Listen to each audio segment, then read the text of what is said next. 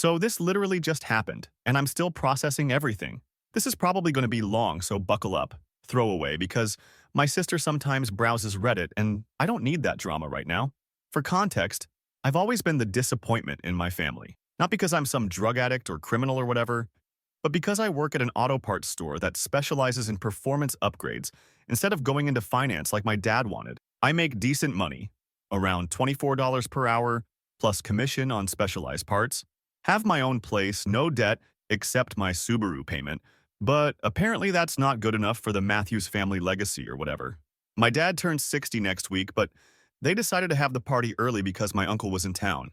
I got a text from my mom last month saying they were having a small family gathering at Applebee's and that I should come if I wanted to be part of the family for once. She mentioned they reserved the back room and everything. I hadn't seen them in like 8 months since Christmas, which was another disaster, but that's another story. And I figured maybe this was an olive branch or something. So I took a day off work, wrapped up a gift, a really nice vintage watch I'd been fixing up for months that matched one my grandpa used to wear, and drove my Subaru WRX 5 hours to get there. I even stopped to get a haircut on the way and bought a new button-up shirt because I knew my mom would comment on my usual t-shirts. Basically trying to avoid any drama for once. I get to the Applebee's around 6:30 carrying my gift bag, wrapped in newspaper because that's all I had, but I thought it looked kinda cool and vintagey. I asked the hostess about the Matthews party in the back room, and she looked at me super confused. She checked her iPad thing and was like, there's no reservation under that name, and definitely no party room booked tonight. That's when I heard it. This loud cackling from the bar area. I turned around, and there's my entire family. Dad, Mom, Sister Juliet, Brother Stephen, Uncle Dax, even my cousin Victor, all sitting at the bar with their phones out, literally filming me. My dad was practically falling off his bar stool, laughing. He started going on about how I actually drove all the way there, called me the family loser, and made fun of my gift bag. Like, look at him, with his little gift wrapped in newspaper. What is that? The comic section. Did you make me a macaroni picture too? My mom was literally pointing at me and telling random people eating dinner, everyone look, this is what failure looks like. Our biggest life mistake. Not even whispering, shouting this shit in a packed Applebee's. My sister Juliet, who works at some marketing firm and never shuts up about it, was recording everything for her Instagram, saying shit like, he actually thought he was invited. He probably told all his gas station coworkers about this. I don't even work at a gas station, but whatever. Steven, my brother who works for my dad's business, couldn't stop laughing about how I was still making $12 an hour and asking if I brought dollar store gifts. The watch I restored was actually worth around $800, but they never gave me a chance to explain. My uncle Dax, who basically worships my dad, joined in saying even the busboy had more going for him than I did. Then my dad stood up and delivered the final blow. You're 29, still taking the bus. You're not my son. You're a reminder of what not to become. I don't even take the bus. I literally drove there in my Subaru that I make payments on myself. Then my dad threw a crumpled $20 bill at my feet and said it was for gas, while they all laughed even harder. I just stood there for a second trying to process what was happening. Everyone in the restaurant was staring. A couple servers looked really uncomfortable. I picked up the $20, looked my dad straight in the eye and said, enjoy your mozzarella sticks. My dad fired back with, the only restaurant you know is the McDonald's dollar menu. I walked out and sat in my car for like 20 minutes just shaking. I didn't cry or anything. I was just in shock. Then I drove to a motel, got a room for the night, and tried to figure out what the hell just happened. Here's the thing. This level of cruelty isn't even new. My family has always treated me like garbage, but usually behind closed doors. When I was 17, I got accepted to this automotive technical program with a scholarship. My dad flipped out because it wasn't the business school he wanted me to go to. He literally ripped up my acceptance letter and told me I'd be paying for my own college if I didn't go where he wanted. So I moved out that summer, couch surfed with friends, and put myself through the technical program while working nights. Graduated top of my class, but they didn't come to graduation. Dad told everyone I dropped out. The real reason my dad hates me so much? When I was born, he had to turn down this big promotion that would have required moving to London. My mom had complications during pregnancy and couldn't travel, so he had to pass on it. His college buddy took the position instead and is now some big-shot CFO. My dad has basically blamed me for ruining his career ever since. My mom enables everything. She was a former beauty queen who married my dad for his potential and resents that they're just upper middle class instead of truly wealthy. My siblings learned early on that the way to get approval was to join in on making me the family punching bag. I didn't contact any of them after the Applebee's thing. Just drove home the next morning and went back to work. My coworkers could tell something was up, but I just said I had car trouble on my trip. My boss Dave actually gave me some extra hours to get my mind off things. I was so angry I couldn't sleep for days. Kept thinking about all the times they'd humiliated me. All the family events where I was the joke, all the backhanded comments and straight-up insults. How my accomplishments were never good enough while my siblings could do no wrong. Then I remembered something important. My dad's business partner, Victor, not my cousin, different Victor, had come into our shop about 6 months ago looking for parts for his BMW. We got talking about performance upgrades, and he mentioned my last name and asked if I was related to my dad. When I said yes, he seemed surprised and said some stuff about their business that didn't match what my family had told everyone. That's when I started putting some pieces together. Their successful family business might not be what they claim. I made some calls to industry contacts I've made through the performance car world. Turns out my dad's company is basically running on fumes and reputation, taking out loans to maintain their lifestyle while barely staying afloat. I spent the next week gathering information, making more calls, and putting together a plan. I know every weakness in their business model now, every client they're about to lose, every bank that's getting nervous about their credit. That was 10 days ago.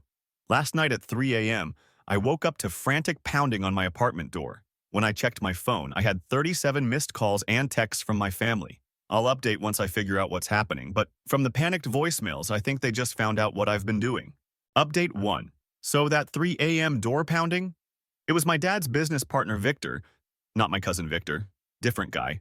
He was literally sweating through his dress shirt even though it was like 40 degrees outside. His BMW was parked crooked across 2 spaces in my apartment complex lot, like he couldn't even take the time to park properly. First thing he says when I open the door is, "If we can talk somewhere private because this is a delicate business matter." I almost laughed in his face, like, dude, you show up at 3 a.m. on a work night and expect me to what, take you to a conference room? I told him we could talk in my living room or not at all. When I let him in, he kept looking around my apartment like he was expecting to see trash everywhere or something. Sorry to disappoint, but I keep my place pretty clean. I've got my gaming setup in one corner, just finished building a new PC last month. Some car posters and normal furniture. Nothing fancy, but definitely not the dump my family probably told him I live in. While he was nervously sitting on my couch, I checked those 37 missed calls, texts. Most were from my dad, starting with angry stuff like, "What the hell are you doing?" and ending with, "We need to talk right now."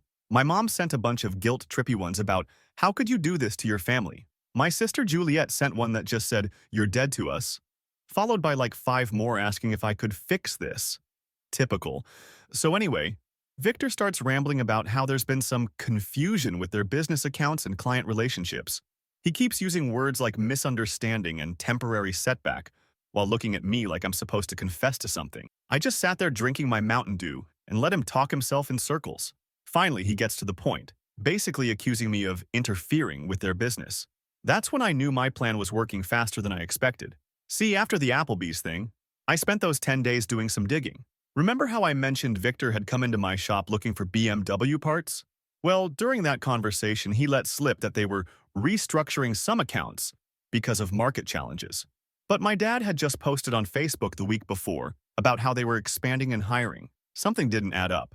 So I started with a guy named Trevor, who comes to our shop all the time for his drift car. He works for Race Spec Logistics, which handles parts distribution for a bunch of high-end dealers in our region. Trevor mentioned that my dad's company had been late paying invoices for months, and some suppliers were putting them on credit hold. From there, I reached out to Alex, who runs the dyno shop next door to us. His cousin works at Citibank in their commercial lending department.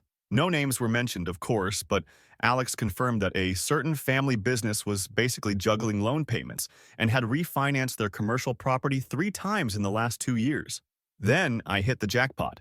This guy Marcus, who I've helped with his Mitsubishi Evo builds for years, turns out he's now the purchasing manager for Harman Industries, my dad's biggest client. We got talking about suppliers over beers after a track day, and I casually mentioned my last name. Marcus immediately was like, "Oh shit, your dad's company? We're actually having some issues with their last few orders." That's when everything clicked. My successful family business that they've been rubbing in my face for years? It's basically a house of cards. They've been faking success while drowning in debt. The huge house? Underwater on the mortgage? My mom's constant Instagram posts about luxury vacations? Maxed out credit cards? My sister's marketing job?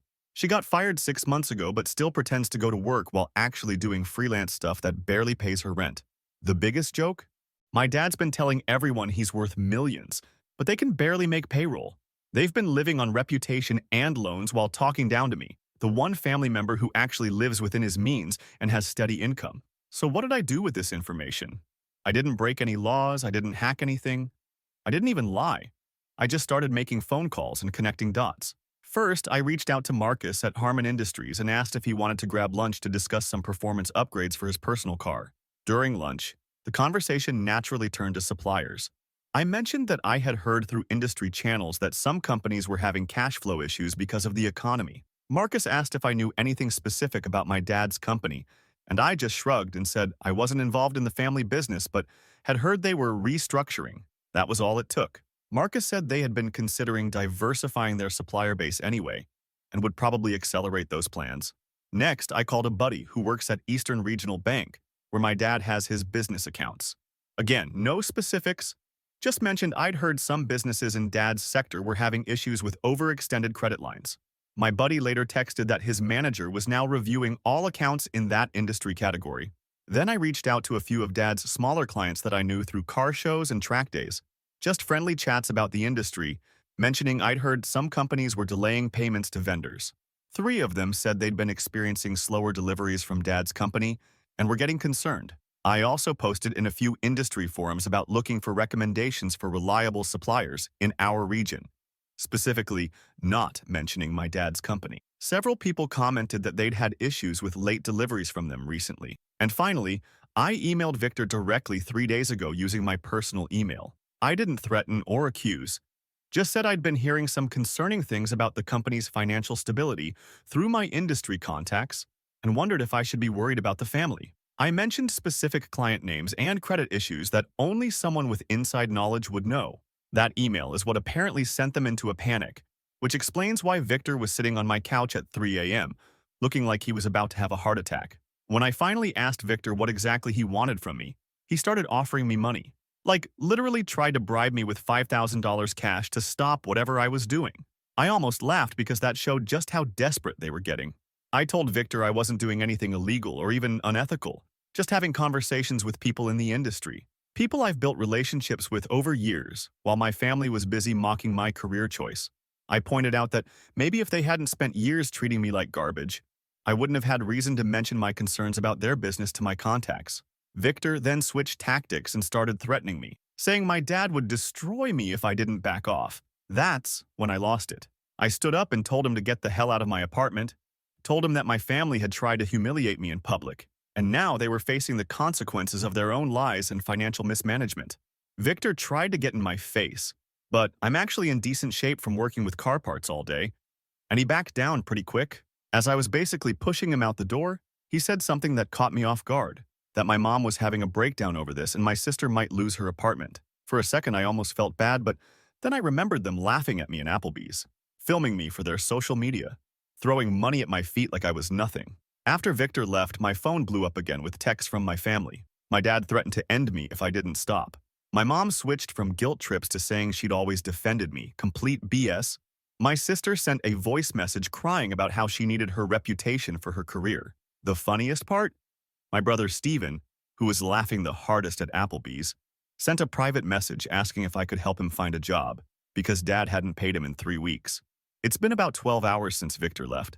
I went to work as usual, helped some customers with their performance builds, and came home to find an envelope taped to my door. Inside was a printed screenshot of my sister's Instagram from the Applebee's. Night with a note that said, "Remember what you are to this family. They're trying to intimidate me now, but it's too late. The dominoes are already falling, and I'm just getting started." Update 2. Holy shit, these past 2 weeks have been wild. I didn't expect things to unravel so fast, but here we are. After finding that threatening note on my door, I decided to stop playing defense. The next morning, I called in sick to work, first time in like 2 years, and drove to Harman Industries where Marcus works. I brought some photos from the Applebee's night that my cousin Victor had posted on his Instagram story. In the background of one pic, you could clearly see my dad and his business partner laughing while I was standing by the hostess desk looking confused. I showed Marcus these and told him the full story of how my family had set me up. Marcus was actually pissed on my behalf. He mentioned that my dad had been in their office just last week, giving this whole presentation about their expansion plans and financial stability. Apparently, Dad had even invited the Harmon execs to their country club for a big client appreciation dinner next month. Marcus said he'd already been having doubts about my dad's company after our previous conversation, but seeing the Applebee's pics basically confirmed his suspicions that my dad wasn't the type of person they wanted to do business with. When I got back to my apartment, my brother Steven was waiting in the parking lot. He looked like trash. Wrinkled shirt, hadn't shaved in days, sitting in his normally pristine Audi that now had an empty Red Bull can on the dashboard. The second he saw me, he jumped out and started yelling about how I was destroying the family. I just stood there and let him rant while recording the whole thing on my phone. Not illegal in our state, BTW. After he ran out of steam, I asked him one simple question.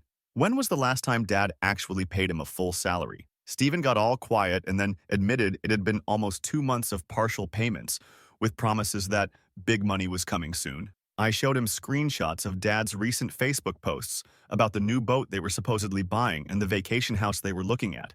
Steven just stared at the ground. That's when I laid it out for him. Dad had been using the company as a personal ATM for years, taking out loans to maintain their lifestyle while barely paying the actual employees, all while making me out to be the family failure because I chose a career that actually pays steady money. For a minute, I thought Steven might actually be seeing the light, but then he switched back to defending Dad. Started going on about how I was just jealous of their success and had always been a disappointment. I laughed in his face and got back in my car to leave. As I was driving away, he threw his coffee at my car but missed completely. Real mature, bro. Later that night, I got a notification that my credit score had dropped. When I checked, someone had tried to open 3 credit cards in my name, but they were flagged for fraud. Guess who used to have access to my social security number? My mom, who used to help me with taxes when I was younger. I immediately froze my credit and filed a police report. The officer who took my statement seemed pretty bored until I mentioned the attempted identity theft happened right after my family's business started having problems.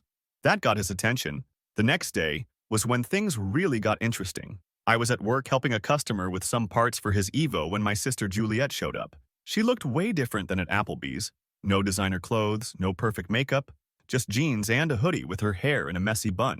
She asked if we could talk privately, so I took my lunch break early. We sat in my car in the parking lot, and she immediately started crying.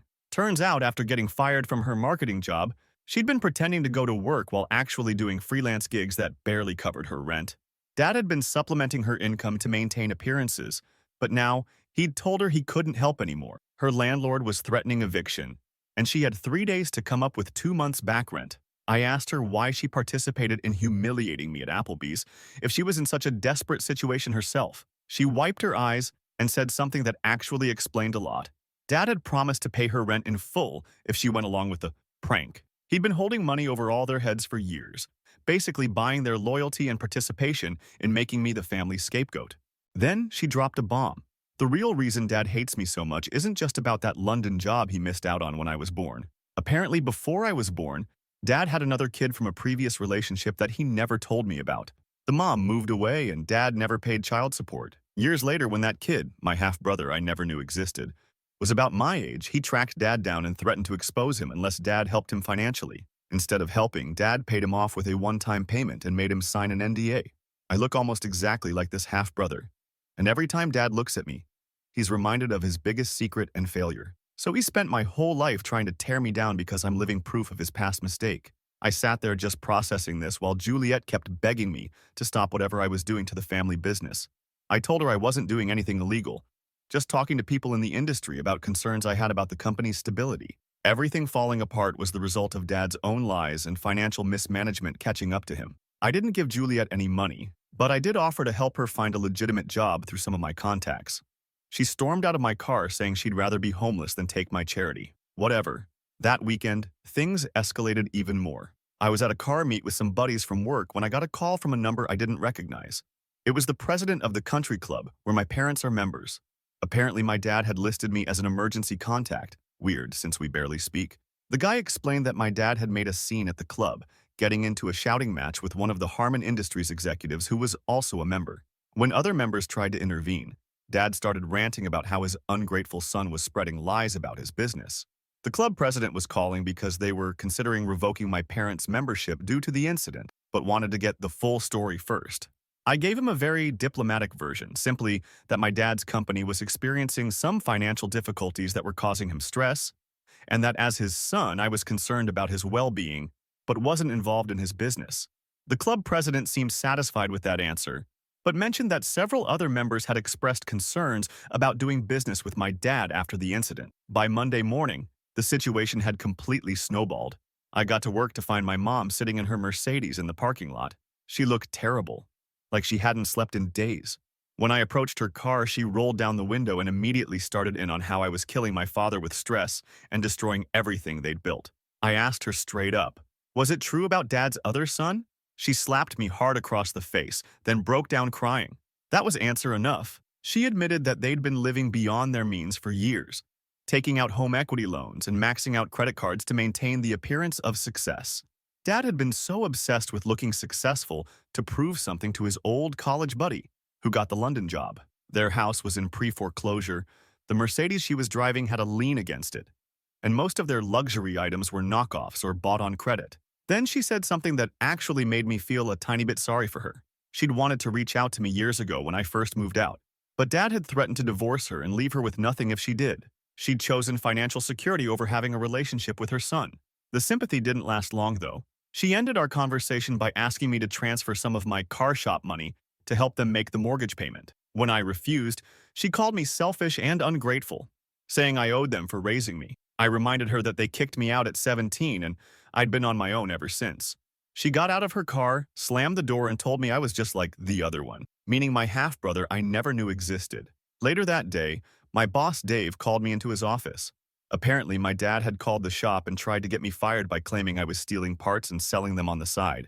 Dave knew it was BS because our inventory system is tight, but he wanted to give me a heads up that my family was now trying to mess with my livelihood. That night, I got a text from Victor, Dad's business partner, saying that my dad had been taken to the hospital with chest pains after their biggest remaining client called to cancel their contract. He included a photo of my dad in a hospital bed, hooked up to monitors, with the caption, "I hope you're happy now." I'm not happy. I'm not sad either. I'm just done. But there's still the matter of that client appreciation dinner at the country club next month where Dad was planning to save his business by wooing back clients with fancy food and fake promises. I've got plans for that night. Final update. So I did end up going to the hospital, not because I suddenly forgave my dad or anything, but because I wanted to see things for myself. When I got there, the waiting room was basically the perfect setting for what happened next. Mom was sitting there looking exhausted, makeup all smeared from crying. Stephen was pacing around like he was about to jump out of his skin. Juliet was hunched over her phone, probably trying to figure out how to pay her rent. And Uncle Dax was there too, which was interesting since he'd been one of the loudest ones laughing at me at Applebee's. The second they saw me, Stephen basically charged at me. He grabbed my jacket and slammed me against the wall, yelling about how I'd literally given Dad a heart attack. I shoved him off hard enough that he stumbled into those cheap hospital chairs. Uncle Dax tried to step in, but I just pointed at him and said if he touched me, I'd have security here in 30 seconds. A nurse came over and told us to take it outside or she'd call security herself. That's when my mom stepped in, all fake sweetness for the nurse, saying we were just upset about my father. The nurse gave us a look that said she'd seen this kind of family drama 1,000 times before. Mom pulled me over to a corner of the waiting room, whispered that Dad didn't actually have a heart attack, just an anxiety attack that mimicked the symptoms. The doctors were running tests, but he'd probably be discharged tomorrow. Then she hit me with it. Dad was planning to go ahead with the country club dinner, even though they could barely afford it. It was his last chance to convince clients to stay with the company. I asked her straight up, when was she going to tell me about my half-brother? She looked around nervously to make sure no one was listening. Turns out his name is Jason. He's 6 years older than me, and he found Dad when I was about 13. That's when Dad started getting really hard on me, right after meeting the son he'd abandoned, who looked just like me. Mom admitted she'd known about Jason before she even married Dad, but thought it was in the past. The way she talked about it made me realize something. She'd spent her entire life covering for Dad's mistakes and lies, making excuses, smoothing things over, maintaining the perfect family image while their actual family was falling apart. She'd chosen appearances over reality every single time, including when it came to me. I told her I knew about the credit card applications in my name. She tried to deny it at first, then switched to saying she was just trying to help the family through a rough patch. I showed her the police report on my phone. Her face went white when she realized identity theft is an actual crime. That's when Juliet came over. She'd been eavesdropping and had that look on her face. the one she gets when she's about to throw someone under the bus to save herself. She started going on about how Mom had done the same thing to her last year. Opened cards in her name that destroyed her credit, which is why she couldn't get a new apartment now. Mom slapped her, like full on across the face. The waiting room went quiet. A security guard started walking over. I just stepped back and watched as my perfect family started unraveling in public. Stephen was yelling at Mom for hitting Juliet. Juliet was crying about her credit score. Mom was trying to explain to the security guard that everything was fine while simultaneously telling Stephen to shut up. I walked out, not because I was scared or upset, but because I had other plans to finalize. The country club dinner was scheduled for the following Saturday. Even with Dad being in the hospital and their company in freefall, they were still going ahead with it. According to Stephen's angry texts, Dad was convinced he could pull off one last big show of success and save everything. I spent the week gathering evidence, not just about their business problems, but everything. The fake lifestyle, the identity theft, the lies they'd told to friends and associates for years. I didn't do anything illegal. I just compiled information that was already out there if you knew where to look. On Saturday, I got a text from an unexpected source, the country club president. Apparently, after my dad's previous outburst, he'd been watching the situation closely. He asked if I was planning to attend the dinner since my name had been added to the guest list. I said I'd be there. I showed up at the country club exactly 30 minutes after the dinner started. I was wearing the nicest clothes I own. Not designer stuff, but a good button-up shirt and decent pants. My Subaru looked a little out of place next to the luxury cars, but whatever. When I walked into the dining room, my dad was in the middle of giving a speech about the company's exciting future plans. He stumbled over his words when he saw me, but tried to recover. The room was only about half full. Many clients had already backed out. I didn't interrupt. I just found an empty seat at a table near the back and waited. After Dad finished his speech, he made a beeline for me, fake smile plastered on his face. He grabbed my arm and tried to steer me out of the room.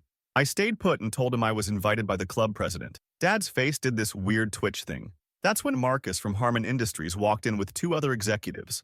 Dad immediately abandoned me to greet them, desperate to win back his biggest former client.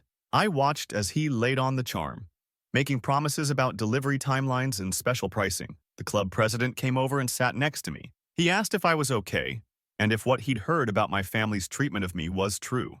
Apparently, my dad's outburst the other week had gotten people talking, and several members had approached him with concerns about the Matthews family. I told him the truth, about Applebee's, about being kicked out at 17, about building my own life while they pretended I didn't exist until they needed someone to humiliate. He listened without interrupting, then asked if I had proof of the financial issues. I opened a folder on my phone and showed him documents I'd compiled, public records of liens against their property, loan default notices, court filings for unpaid bills. The club president excused himself and went to talk to some other members. About 10 minutes later, one of the club staff asked my dad to come to the office. He went, looking confused but still keeping up the successful businessman act. While he was gone, I did something simple but effective. I walked around to a few tables, introducing myself as Michael Matthews, the son you probably haven't heard much about. I didn't make a scene or tell people what to think. I just mentioned that I worked at a performance auto shop and lived a modest but honest life. Unlike the image my family tried to project, several people seemed genuinely interested, asking questions about my work and life.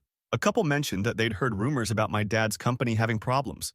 I just nodded and said I wasn't involved in the family business but was concerned about their financial decisions. When Dad came back, his face was red. The club president had apparently confronted him about unpaid membership dues and bounced checks. Dad stormed over to me, grabbing my shoulder and literally trying to drag me out of the room. I loudly said, "Dad, please don't make another scene like when you threw $20 at my feet at Applebee's." The room went quiet. Everyone was staring. Dad hissed that I was ruining everything, that this dinner was his last chance to save the business. I asked why he'd added me to the guest list if he didn't want me there. He admitted it was so the clients would see a united family front. He was planning to introduce me as his successful son who worked in the automotive industry, without specifying what I actually did. That's when I said, loud enough for nearby tables to hear, like how you tell everyone you're a successful businessman while you're 3 months behind on your mortgage and Mom is opening credit cards in my name. Dad raised his hand like he was going to hit me right there in the country club dining room. Several people gasped. I didn't flinch. The club president stepped in and asked my dad to leave. Dad tried to argue that he was hosting the dinner, but the president cut him off, saying his membership had been suspended due to unpaid dues and complaints about his behavior.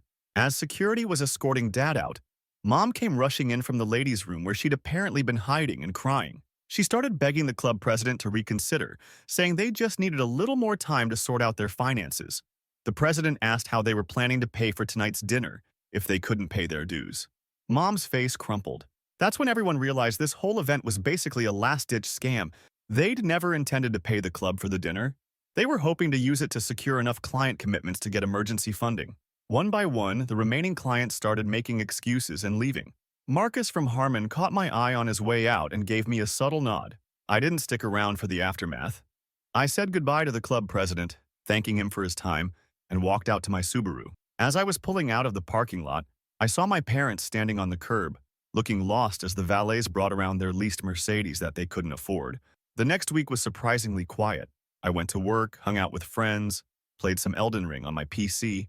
My phone was suspiciously free of family drama for the first time in weeks.